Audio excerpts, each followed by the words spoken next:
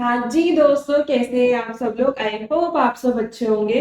आज हम अपनी ऑडिट की रिवीजन सीरीज में आगे चलते हैं। आज हम रिवाइज करेंगे ऐसे 520 एनालिटिकल प्रोसीजर्स। तो सबसे पहले हम इसकी डेफिनेशन देख लेते हैं।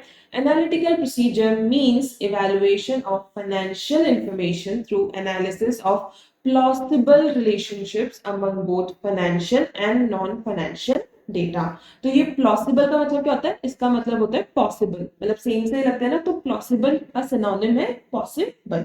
Analysis of plausible relationships among both financial and non financial data. आप बोलोगे कि मैम फिर हम पॉसिबल ही याद कर लेते हैं, प्लॉसिबल याद करने की क्या जरूरत है? देखो ये ना हाईफाई की टर्म हमारे आईसीआई की डेफिनेशन में गिवन है। एंड अगर आप कभी भी इस डेफिनेशन को लिखते हो एंड अगर आपने प्लॉसिबल रिलेशनशिप लिखा तो एग्जामिनर ऐसा खुश हो जाएगा कि यार बच्चे को कितनी अच्छी तरह से आईसीआई की लैंग्वेज आती है, उसने प्रॉपर्ली जो प्रोनाउंसमेंट्स में लिखा हुआ है, जो भी हमारी बुक्स में लिखा हुआ है उसके अकॉर्डिंग उसने सही की टर्म यूज किया है। तो वो ज्यादा खुश होता है, उसे लगता है कि बच्चे ने बहुत अच्छा इन डेप्थ स्टडी करी है, राइट। तो अगर इस तरह से कुछ स्पेशल की टर्म्स यूज हुए हैं तो आप उनका जेनरिक टर्म यूज नहीं करने के बजाय अगर उन स्पेशल टर्म्स को यूज करोगे तो वो आपको ज्यादा बेनिफिट होगा। एंड मैंने इसलिए यहाँ पे वही टर्म लिखा ताकि आप उसे बार बार पढ़ो एंड आपको वही दिमाग में रहे, ठीक है। तो अब इस डेफिनेशन को अपन पहले सबसे एक एग्जाम्पल से समझने की कोशिश करते हैं, ठीक है। मेरा एक होटल है, ओके। उसमें मेरे पास कितने कमरे हैं? 50 रूम्स हैं। एंड हर रूम का रेंट है मेरा 1000 पर डे, ठीक है। एंड ऑन एन एवरेज मेरा होटल 300 डेज के लिए ओपन रहता है। अब मैं बस ये डेटा है तो मैं अपना एक एस्टिमेटेड रेवेन्यू निकाल सकती हूँ कि मैं साल का कितना कमाऊंगी, ठीक है। तो वो मेरा निकल के आया 1.5 करोड़। आप करोगे 50 इंटू 1000 इंटू 300 तो उससे मेरा आता है 1.5 करोड़, ठीक है। अब लेकिन जब मैं अपनी बुक्स को चेक कर रही हूँ तो उसमें मेरा डेटा आ रहा है 1 करोड़ का। तो मुझे लगेगा कि यार मेरे अकॉर्डिंग मेरा ऑन एन एवरेज रेवेन्यू होना चाहिए था 1.5 करोड़ का। इसका थोड़ा सा 10 लाख ऊपर 10 लाख नीचे होता तो वो चलता, समझ में आता। लेकिन ये 1 करोड़ है यानी 50 लाख का कम आ रहा है यहाँ पे। ऐसे क्या रीजन है कि 50 लाख कम है? क्या मेरे रूम्स खाली रहे हैं या फिर वो 300 दिन से भी कम खुला रहा है? रीजन क्या रहा है इसके पीछे? तो अब मेरे सामने एक डेटा आया ना जिसको एनालाइज करके अब मैं आगे के डिग आउट कर सकती हूँ कि मेरा रेवेन्यू कम क्यों आया है, ठीक है। तो अब यहाँ पे आप देखोगे जो मैंने बुक्स में से ये 1 करोड़ का फिगर निकाला मेरे रेवेन्यू का, ये है मेरी फाइनेंशियल इंफॉर्मेशन, राइट। एंड जो मैंने इससे कैलकुलेट करके ये 1.5 करोड़ निकाला है, ये सब है मेरा नॉन फाइनेंशियल इंफॉर्मेशन। अब एक बार अपन दोबारा से डेफिनेशन को पढ़ते हैं। Analytical procedure means evaluation of financial information, यानी ये 1 crore through analysis of plausible relationships among both financial and non financial data, यानी ये वाला अपना डेटा। इन दोनों को अपन ने एनालाइज करके ये निकाला कि कहीं ना कहीं मेरे रेवेन्यू में प्रॉब्लम है, ठीक है। समझ में आया कि किस तरह से हम एनालिटिकल प्रोसीजर्स को यूज करके अपने प्रॉब्लम एरियाज को आइडेंटिफाई करते हैं। अब इसके ऑब्जेक्टिव्स क्या है? To obtain relevant and reliable audit evidence when using substantive analytical procedures and to design and perform substantive analytical procedure near end of audit that assist auditor to conclude whether financial statements are consistent with his understanding of the entity। मैं ये SAP का full form यहाँ लिख देती हूँ। substantive analytical procedures। तो अपने दो ऑब्जेक्टिव्स क्या गिवन है यहाँ पे? सबसे पहले तो कि हमें relevant and reliable audit evidences मिल सके एंड हमें इसे नियर एंड ऑफ ऑडिट पे अप्लाई करके देख सके कि हमारे financial statements are consistent, whether the financial statements are consistent with his understanding of the entity or not। Now next is SAPs, मतलब हम क्या प्रोसीजर्स लगाएंगे, क्या उनमें चेंजेस करेंगे। When designing and performing SAP either alone or in combination with TOD's auditor shell। अब देखो ये क्या बोलना चाह रहे हैं, अपन इसको थोड़ा सा और समझते हैं। सबसे पहले आप ये समझो कि ऑडिट प्रोसीजर्स की क्या क्रोनोलॉजी रहती है। जब हम किसी ऑडिट को शुरू करते हैं तो सबसे पहले हम आरएपी करते हैं, रिस्क असेसमेंट प्रोसीजर। उसमें हमें जो भी रिस्क लगता है कि ये probable risk of material misstatement हो सकते हैं, उसके बेसिस पे हम लगाते हैं एफएपी। एफएपी क्या होता है? Further audit procedures. बेसिकली हमारी ऑडिट शुरू ही यहाँ से होती है जिसमें हम एक्चुअल वर्किंग करना शुरू करते हैं। एफएपी के दो पार्ट्स होते हैं, एक होते हैं टीओसीज यानी test of controls and SP यानी सब्सटैंटिव प्रोसीजर्स। टीओसीज में तो हम क्या करते हैं, जितने भी एंटिटी के इंटरनल कंट्रोल्स होते हैं रिलेवेंट टू फाइनेंशियल रिपोर्टिंग, उसकी हम चेकिंग करते हैं to check whether they are operating effectively और नॉट, ठीक है। एंड दूसरा होता है सब्सटैंटिव प्रोसीजर। सब्सटैंटिव प्रोसीजर्स में आगे दो और आते हैं, सब्सटैंटिव एनालिटिकल प्रोसीजर जो भी अपन ने ऊपर बात करी होटल रूम्स में, एंड दूसरा आता है test of details. Test of details आप ऐसा मान सकते हो वाउचिंग, यानी हम एक एक हमने जो भी बिल भरचे उनको लेकर के बैठ गए, उन्हें चेक करें कि भाई ये सही है या नहीं है। तो हम देख लो हमें उसमें ऊपर क्या लिखा हुआ था कि अगर हम सब्सटैंटिव एनालिटिकल प्रोसीजर्स अप्लाई कर रहे हैं आइदर इन अलोन और in combination with test of details, हो सकता है कि जब आप ये होटल रूम्स वगैरह चेक कर रहे हो तो उसके साथ आपको कुछ बिल्स भी चेक करने पड़ जाए। तो यहाँ पे यही बोलना चाह रहे हैं कि अगर आपको ये अप्लाई करने के साथ साथ उसको ये भी मिक्स करना पड़ रहा है तो उस केस में आपके सामने क्या कंसिडरेशन आ सकते हैं, कैसे आपको उसको परफॉर्म करना होगा, ठीक है। तो आपको समझ में आया कि ऑडिट प्रोसीजर्स कैसे होते हैं। सबसे पहले आरएपी, आरएपी के बाद एफएपी, एफएपी के दो पार्ट्स होते हैं, TOCs and substantive procedures. Substantive procedures के आगे दो पार्ट्स और आते हैं, substantive analytical procedures and test of details. हम देखते हैं आगे क्या लिखा हुआ है उसमें।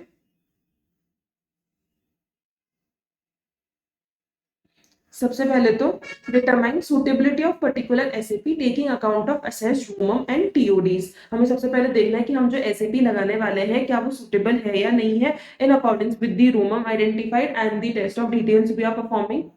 Evaluate reliability of data from which auditor's expectation of recorded amounts or ratios is developed, taking account of source, comparability and nature and relevance of information available and controls over preparation। देखो इसमें मैं कुछ आपको highlight करके देना चाहूंगी। Source, comparability, nature and relevance of information available and controls over preparation। हमें इस डेटा की भी रिलायबिलिटी को चेक करना पड़ेगा कि भाई जिसके बेसिस पे हम आगे ही अपनी एक्सपेक्टेड अमाउंट निकाल रहे हैं कि भाई मेरा रेवेन्यू 1.5 करोड़ का होना चाहिए and then we are comparing with the actual amount. तो हमें ये भी चेक करना पड़ेगा कि भाई मेरे पास ये वाला जो डेटा है वो करेक्ट है या नहीं है। अगर इसमें गलती होगी तो मेरी आगे एक्सपेक्टेशन गलत होगी, एक्सपेक्टेशन गलत होगी तो वो एक्चुअल अमाउंट से तो कभी मैच हो ही नहीं पाएगी। तो सबसे पहले हमें इस डेटा की रिलायबिलिटी को भी चेक करना पड़ेगा। एंड उसकी रिलायबिलिटी हम कैसे चेक कर सकते हैं, उसके सोर्स को जान के, उसको बाकी डेटा से कंपेयर करके, उसका nature and relevance of information available वो देख के, and the controls over preparation, इसको बनाने के लिए जो कंट्रोल्स लगे हुए हैं उसको चेक करके हम उसकी रिलायबिलिटी को अपना डिटरमाइन कर सकते हैं। Next, evaluate, develop expectation that whether it is sufficiently precise to identify misstatement that may cause financial statements to be materially misstated। अब ये डेवलप एक्सपेक्टेशन से क्या बोलना चाह रहे हैं कि ये जो आपकी एक्सपेक्टेशन बनी है कि भाई मेरा तो रेवेन्यू होना चाहिए था 1.5 करोड़ का, अब इससे आप अपना कंपेयर करोगे तो अब यहाँ पे अपना आ गया मटेरियल मिसस्टेटमेंट, भाई 50 लाख रुपए कहाँ गए, इतना बड़ा डिफरेंस क्यों आया है। तो यहाँ पे अपन को बनानी होती है अपनी expectation. Determine amount of difference of recorded amounts from expected values that is acceptable without further investigation। देखो अगर अभी सपोज यहाँ पे अपना रेवेन्यू 1.5 करोड़ के आने के बजाय फॉर सपोज अगर आता 1 करोड़ 10 लाख रुपए का, ठीक है, तो उस केस में तो हमें लगता है कि ठीक है यार 10 लाख तो ऊपर नीचे हो सकता है, जरूरी नहीं है ना कि हमेशा मेरे 50 रूम भरे हुए हो सकता है मैंने सिर्फ 290 दिन ही अपना होटल ओपन रखा हो। तो ऐसे केसेस मेरे सामने हो सकते हैं। तो 10 लाख का अगर ऊपर नीचे आता है तो चल जाएगा, मैं उसको आगे इन्वेस्टिगेट नहीं करूंगी। लेकिन अगर 10 लाख से ऊपर का आएगा तो उस केस में मुझे उसे फर्दर इन्वेस्टिगेट करना होगा। तो मुझे इस तरह के टॉलरेबल अमाउंट भी अपना निकाल के रखना चाहिए ताकि उसके ऊपर का होगा तो ही मैं फर्दर इन्वेस्टिगेट करूंगी, उसके नीचे का होगा तो मैं फर्दर इन्वेस्टिगेट उसे नहीं करने वाली हूँ, ठीक है। नेक्स्ट आता है कि मैम हमें इन सारे पॉइंट्स को लर्न करना है तो कैसे कर सकते हैं। आप इस सिंपल सी लाइन के थ्रू आराम से उसे लर्न कर सकते हो।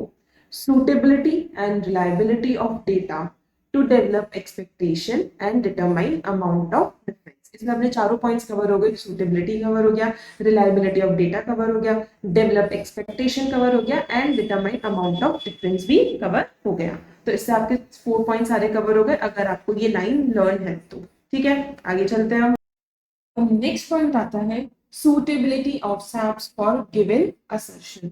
देखो हमारे जो भी हम असर्शन पे अपने एनालिटिकल प्रोसीजर्स लगाने की कोशिश कर रहे हैं क्या उसके लिए वो सूटेबल है या नहीं है, हम क्या उस गिवन असर्शन पे सैप यूज कर सकते हैं नहीं कर सकते, वो हम कैसे डिटरमाइन करेंगे, कैसे असरटेन करेंगे कि yes we can use the analytical procedure over here. तो उसके अपने पास कुछ पॉइंट्स दे रखे हैं।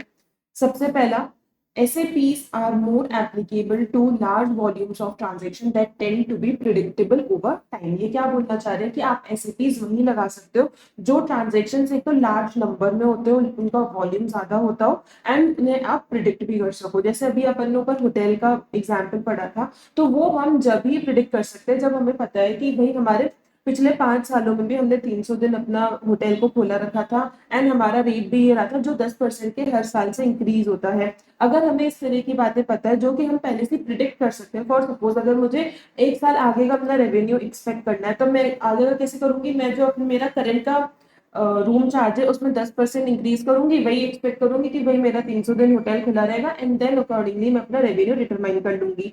तो आप ऐसे पीस को, आप एनालिटिकल प्रोसीजर्स को वही यूज कर सकते हो जो ट्रांजेक्शन ह्यूज वॉल्यूम में होते हैं, प्लस उन्हें आप पहले से ही प्रिडिक्ट कर सकते हो। ठीक है, आप ऐसे कोई भी ट्रांजेक्शन को नहीं कर सकते जो आप फर्स्ट टाइम कर रहे हो, या फिर आपने कोई ना आपने अपने बिजनेस को डाइवर्सिफाई करा है, किसी नए प्रोडक्ट में आप इंट्रोड्यूस हुए हो एंड उसमें आपने एनालिटिकल प्रोसीजर लगा लिया। नहीं भाई, अभी तो आपका पहला साल है, आपको पता ही नहीं है कि आपका रेवेन्यू का पैटर्न क्या रहने वाला है, तो आप पहले से ही उसमें एनालिटिकल प्रोसीजर्स को यूज नहीं कर सकते हो। उस केस में आपको इन डिटेल ही जाना होगा, यानी टेस्ट ऑफ डिटेल्स पे ही जाना होगा। In some cases, even unsophisticated predictive model may be effective as SAP, where entity has a known number of employees at fixed rates of pay. It may be possible for auditor to use this data to estimate total payroll cost for the period with high degree of accuracy, thereby providing audit evidence for significant item in financial statement and reducing need to perform TODs on payroll। बिल्कुल same जैसे मैंने आपको hotel वाला example दिया था, इसमें employees वाला दे रखा है कि अगर आपको पता है कि आपके फिक्स पे के एम्प्लॉइज कितने हैं और उनका फिक्स पे में कितना देते हो, तो इसके बेसिस पे अपनी पेरोल कॉस्ट को डिटरमाइन कर सकते हो विदाउट गोइंग इनटू द टीओडीज यानी टेस्ट ऑफ डिटेल्स। इस मतलब ये यही बोलना चाह रहे हैं कि आप पूरा अपना इन डिटेल जाने के बजाय कोई भी आपने मतलब अगर शॉर्ट फॉर्म में भी आपने अपना एनालिटिकल प्रोसीजर लगाया, थोड़ा सा भी अनसोफिस्टिकेटेड प्रेडिक्टिव मॉडल लगाया, you can easily determine the your estimated cost or revenue।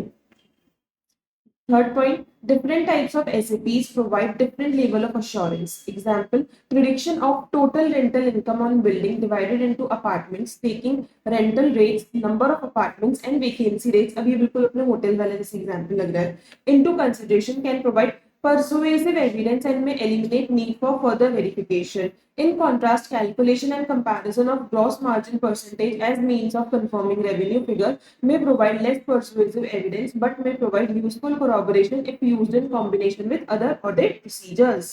इसमें बेसिकली पॉइंट में ये बोला जा रहा है कि आप अपने एनालिटिकल प्रोसीजर डिफरेंट टाइप्स की भी अप्लाई कर सकते हो फॉर वन असर्शन। जैसे इसमें अपने रेंटल इनकम का दे रखा है, अपन ने होटल का एग्जाम्पल लिया था। रेंटल इनकम में ये क्या बोल रहे हैं कि अगर आपको अपनी रेंटल इनकम अगले साल पे डिटरमाइन करनी है, तो एक तो आपके पास ऑप्शन है कि आप number of apartments into rate कर लीजिए, उससे आपके पास रेंटल इनकम आ जाएगी। दूसरा इसमें ऑप्शन क्या दे रखा है कि अगर आपके पास ग्रॉस मार्जिन का अमाउंट है एंड आपको अगर पिछले साल के ट्रेंड से पता है कि आपका परसेंटेज ये रहता है ग्रॉस मार्जिन का, तो उससे भी अपने रेंटल इनकम निकाल सकते हो। तो आपके पास दो वेज है ताकि आपको पता चल सके कि आपका रेंटल इनकम क्या है। बट आप जो नंबर इनटू रेट करोगे वो आपका ज्यादा एग्जैक्ट आपको एविडेंस देगा, ना कि आपका ये ग्रॉस मार्जिन वाला, बिकॉज आपका ग्रॉस मार्जिन का जो परसेंटेज है वो ऊपर नीचे हो सकता है। बट अगर आपको अपने नंबर ऑफ अपार्टमेंट्स तो सेम रहेंगे एंड आपको पता है कि भाई मेरा रेट अगर 10% से इंक्रीज हो रहा है, तो वो आपको ज्यादा हाई परसुएसिव ऑडिट एविडेंस देगा, ना कि जो आप ग्रॉस मार्जिन परसेंटेज से निकालोगे। राइट, तो यही बोलना चाह रहा है कि आपको डिटरमाइन करना होता है कि किस मेथड को अप्लाई करके मुझे हाई परसुएसिव ऑडिट एविडेंस मिलेंगे। बट आप दूसरे मेथड भी यूज कर सकते हो टू कोरॉबोरेट देम, मतलब उन दोनों को मिला के आप देख सकते हो कि भाई डेविएशन आ रहे हैं, तो ये डेविएशन क्यों आ रहे हैं, किसमें प्रॉब्लम है, मेरे रेंटल इनकम में प्रॉब्लम है, मेरे खर्चों में प्रॉब्लम है, या फिर मेरी किसी और प्रॉब्लम, किसी और चीज में प्रॉब्लम आ रही है, या फिर मेरे अपार्टमेंट्स खाली रह रहे हैं। ठीक है, तो इससे आप हमने कोलैबोरेशन करके हमने और मोर एविडेंसेस फाइंड आउट कर सकते हैं। Determination of suitability of SAPs is influenced by nature of assertion and auditor's assessment of homework. Example, if controls over sales order processing are weak, auditor may place more reliance on TODs rather than on SAPs for assertions related to receivables। क्या बोलना चाह रहे हैं कि भाई आप SAPs लगा रहे हो तो वो सुटेबल है या नहीं है, वो आपके और भी बहुत सारे फैक्टर्स हैं जिन पे डिपेंड करता है। सपोज अगर आपकी जो इसमें ऑप्शन अपने पास एग्जाम्पल दे रखा है, सेल्स ऑर्डर प्रोसेसिंग में आपके जो कंट्रोल्स लगे हुए हैं वो वीक है, मैंने आपको ये नीचे अपना पूरा समझाया भी था। Next move down. मैंने आपको यहाँ पे जो समझाया था कि पहले अपन टेस्ट ऑफ कंट्रोल्स पे कब आते हैं, जब हमें लगता है कि हमारे कंट्रोल सही परफॉर्म कर रहे हैं, तो उनकी ऑपरेटिंग इफेक्टिवनेस को चेक करने के लिए हम टीओसीज करते हैं। लेकिन हमें यहाँ पे पता है कि हमारे कंट्रोल्स प्रॉपर्ली काम नहीं कर रहे, तो हमें फिर सब्सटैंटिव प्रोसीजर्स पे आना पड़ेगा। उसमें हमारे पास आते हैं substantive analytical procedures and TODs. Basically हम टीओडीज कब लगाते हैं, जब हमें पता होता है कि भाई हमारे टीओसीज जो है ना, वो तो मतलब हमारे जो कंट्रोल्स है वो तो वीक है, तो हमें इन डिटेल ही जाना होगा, तो इन डिटेल के लिए हम यहाँ पे जाते हैं। बट अगर हमें पता है कि हमारे ये एकदम प्रॉपर्ली काम कर रहे हैं, इनकी हम ऑपरेटिंग इफेक्टिवनेस थ्रू टीओसीज चेक कर सकते हैं, तो उस केस में हम साथ में इन कॉम्बिनेशन एसएपीज यूज कर सकते हैं। बिकॉज अगर यहाँ पे कंट्रोल सही है, तो जो हमने ट्रेंड अपना सेट किया था कि भाई पिछले सालों में ट्रेंड इस तरह से चल रहा है, तो वो आगे भी कंटिन्यू हो जाएगा, बिकॉज हमारे कंट्रोल्स प्रॉपर्ली वर्क कर रहे हैं। इसलिए टीओसीज के साथ हम एसएपीज आराम से यूज कर सकते हैं। लेकिन अगर टीओसीज भी हम परफॉर्म नहीं कर पा रहे बिकॉज हमारे कंट्रोल्स ही वीक है, तो वहां पे हम सब्सटेंटिव एनालिटिकल प्रोसीजर यूज नहीं कर सकते, बिकॉज वहां पे ट्रेंड सेट नहीं हो सकता। तो इस केस में हमें टीओडीज पे मूव करना पड़ता है। ठीक है, ऊपर यही पॉइंट अपने को एग्जाम्पल के थ्रू समझाया हुआ था। वापस से पढ़ते हैं एक बार एग्जाम्पल को। If controls over sales order processing are weak, auditor may place more reliance on TODs rather than on SAPs for assertions related to receivables. Last point, particular SAPs may also be considered suitable when TODs are performed on same assertion. When obtaining audit evidence regarding valuation assertion for AR balances, auditor may apply SAPs to aging of customer accounts in addition to performing TODs on subsequent cash receipts to determine collectibility of receivables. अब ये वाला point basically exception है, जो point अभी हमने recently ऊपर पढ़ा है, इस वाले पॉइंट का आप इसे एक्सेप्शन कह सकते हो। Just right over here exception. किस तरह से एक्सेप्शन है, क्या लिखा हुआ है इसमें? पर्टिकुलर एसएपीज में ऑल्सो भी consider suitable when TODs are perform. अभी अपन ने बोला था कि जब हम टीओसीज परफॉर्म करते हैं तो उसके साथ हम एसएपीज आराम से यूज कर सकते हैं, लेकिन जब हम टीओडीज कर रहे हैं तो उसके साथ हम एसएपी परफॉर्म नहीं कर सकते, बिकॉज वहां पे हमारे कंट्रोल्स वीक है। लेकिन कुछ केसेस में, कुछ असर्शंस में हम टीओडीज के साथ एसएपीज यूज कर सकते हैं। जैसे अपने पास एग्जाम्पल में क्या दे रखा है, valuation assertion for AR balances, यानी अकाउंट रिसीवेबल बैलेंसेस। ये क्या बोलना चाह रहे हैं कि जब हम 31 मार्च को अपने अकाउंट रिसीवेबल का वैल्यूएशन कर रहे हैं, तो उस केस में हम टीओडीज भी यूज कर सकते हैं एंड अपना एसएपीज भी यूज कर सकते हैं। कैसे? जब हम टीओडीज में क्या करेंगे कि सपोज अगर मेरे 1 करोड़ की AR बैलेंसेस है, तो मैं देखूंगी कि ये जो 1 करोड़ के मेरे पास बैलेंसेस है, ये 31 मार्च को कितने दिनों में मेरे पास कितना कितना पैसा आता जा रहा है। सपोज अगर मेरा कोई दिन था 20 मार्च का एंड वो 31 मार्च को मेरा आउटस्टैंडिंग रहेगा, मेरे पास पैसा नहीं आया होगा, तो मैं ये देखूंगी कि भाई मेरे पास 31 मार्च का कितने दिनों में पैसा आया है एंड 20 मार्च जब मेरी ये इनवॉइस डेट थी उससे कितने टाइम में मेरे पास पैसा आया। अगर मुझे पता चलता है कि सपोज मेरा इनवॉइस डेट से 20 दिन के अंदर पैसा आ रहा है, यानी मेरे पास 10 अप्रैल को पैसा आ चुका है, तो मैंने ऐसे 3-4 केसेस और देखे, मुझे पता चला कि ओके ऑन एन एवरेज मेरे पास 20 दिन के अंदर पैसा आ रहा है, राइट। एंड ये कुछ कस्टमर्स हैं जो कि ये तो लॉन्ग आउटस्टैंडिंग चल रहे हैं, इन्होंने आज तक मुझे पैसा नहीं दिया है, तो ये तो मेरे प्रोविजन ही क्रिएट करना पड़ेगा, बिकॉज इनसे पैसा आने की मेरे को चांसेस बहुत ज्यादा कम लग रहे हैं। एंड ऐसे मेरे पास डेटर्स कितने निकले? 20 लाख के निकले। तो 1 करोड़ में से 20 लाख तो मुझे समझ में आ गया कि मुझे इन्हें प्रोविजन बनाना ही है इनका, और मुझे इन्हें बैलेंस शीट में एज अ असेट शो नहीं करना है, बिकॉज ये मेरे फेक असेट्स है, यानी मुझे इनसे पैसा कभी भी मिलने वाला नहीं है। तो मुझे 20 लाख के समझ में आ गए। एंड बाकियों की एजिंग से भी मुझे समझ में आ गया कि ओके मैंने इन डिटेल पहले जाकर के देख लिया कि भाई मेरे पास 20 दिन में पैसा आएगा, ये कुछ कस्टमर्स हैं जिनसे मेरे पास पैसा आएगा ही नहीं। अब मेरे पास जो प्रिडिक्शन मेरे सामने आई है कि ओके 20 दिन मेरे पास पैसा आएगा, तो वही मैं अपने एनालिटिकल प्रोसीजर में यूज करूंगी, जो ट्रेंड अभी मुझे टीओडी से पता चला, एंड मैं उससे पूरे उस पर एनालाइज करके देखूंगी कि ओके मेरे पास 20 दिन में पैसा आएगा, ये कस्टमर्स है इनसे पैसा आएगा नहीं, तो उसके अकॉर्डिंग फिर मैं अपनी प्रोविजंस एंड बाकी चीजों को AR बैलेंसेस को मेंटेन करके अपना प्रोविजन का अमाउंट भी निकालूंगी एंड मेरा फाइनल AR बैलेंस भी डिटरमाइन करूंगी, जो मेरे फाइनेंशियल स्टेटमेंट्स में रिपोर्ट होगा। ठीक है, तो बेसिकली ये क्या बोल रखा है, हमने एक बार बोला कि एसएपीज के साथ हम टीओसीज परफॉर्म करते हैं, टीओडीज के साथ एसएपी परफॉर्म करना पॉसिबल नहीं है, बट उसका एक्सेप्शंस हो सकते हैं in case of certain assertions. अब लास्ट पॉइंट आता है investigating results of SAPs. If SAPs perform identify fluctuations और relationship that are inconsistent with the other information. आपने अपने एसएपीज परफॉर्म करे एंड आपके सामने कुछ इनकंसिस्टेंसीज आई है, तो उस केस में आप क्या करोगे? You will investigate such differences by inquiring of management and obtaining sufficient appropriate audit evidence relevant to responses। हम भाई मैनेजमेंट से पूछेंगे and performing other procedures as necessary। अब other procedures में क्या आता है? Audit evidence relevant to management's responses may be obtained by evaluating those responses, taking into account auditor's understanding of the entity and its environment, and with other audit evidence obtained. क्या बोलना चाह रहे हैं कि आपको उन responses को evaluate करना होगा. कैसे evaluate करेंगे भाई, हमारे पास जो अपनी current understanding है auditor की उसके basis पे, plus हमें जो audit evidences मिले हैं by performing the different procedures, be it SAPs, be it BODs, or be it TOCs. उनको परफॉर्म करके हमें जो भी ऑडिट एविडेंसेस मिले थे उनको corroborate करके हम देखेंगे कि भाई जो मैनेजमेंट ने रिस्पॉन्स दिए हैं वो प्रॉपर है या नहीं है. And need to perform other procedures may arise when management is unable to provide explanation together with audit evidence obtained relevant to management's response is not considered adequate. हमें भाई कुछ different procedures लगाने की जरूरत पड़ सकती है कि अगर किस केसेस में जब मैनेजमेंट ने हमें कोई explanation प्रोवाइड कराया है नहीं, या फिर explanation प्रोवाइड हमें कराया है लेकिन हमने जब उसे evaluate किया तो वो हमें adequate नहीं लगा. ठीक है, तो देखो एक तो उसने पॉइंट बोल दिया कि अगर हमारे पास एक्सप्लेनेशन मैनेजमेंट से कोई आया ही नहीं है, दूसरा हमारे इवैल्यूएशन पे, यानी यहाँ पे हमने इवैल्यूएशन किया था एंड उस इवैल्यूएशन को कंक्लूड हमने जब किया तब हमें लगा कि भाई वो एडिक्वेट नहीं है, तो उसके बेसिस पे हमें अदर प्रोसीजर्स लगाने की जरूरत पड़ सकती है. ठीक है, so here we have completed our this छोटू सा ऐसे 520. देखो ये ऐसे भी हमारा इंटर में था, लेकिन कभी कभी ऐसा इसमें से क्वेश्चन फाइनल में भी पूछ लेता है, तो इस स्टैंडर्ड को छोड़ना नहीं है, करना जरूर है. एंड इसका एक मेन पॉइंट है जो आपको करना ही करना है, बाकी तो इसमें इतना कुछ इंपॉर्टेंट नहीं है, which is suitability of SAPs and this.